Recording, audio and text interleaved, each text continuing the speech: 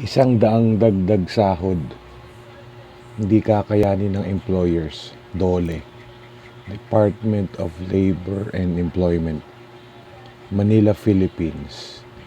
Posible hindi kayanin ng mga maliliit na employers sa bansa ang panukala sa Senado na 100 pisong dagdag sahod sa mga manggagawa.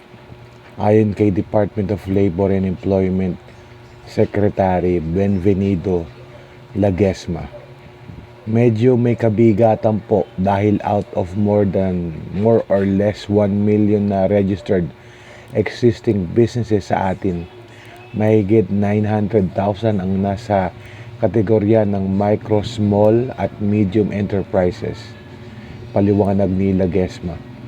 Sinabi pa ng kalihim na bukod sa 100 pisong panukalang dagdag sa minimum wage kada araw, madaragdagan din ang mga benepisyo ng mga manggagawa na sasagutin din ng mga employers. Ngunit maaari rin naman na iba-iba ang opinyon kung kakayanin talaga ng mga employers na masuportahan ng 100 pisong dagdag sahod.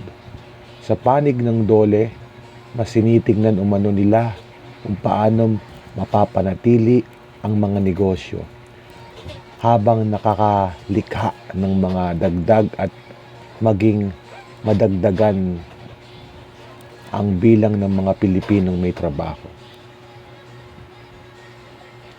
Kung mas marami umano ang trabaho na may aalok ng merkado at mas mababa ang bilang ng mga naghahanap ng trabaho, dito susunod ang market forces kung saan mapipilitan ang mga employers na sumabay sa mga benepisyo para makakuha ng angkop sa kanilang empleyado.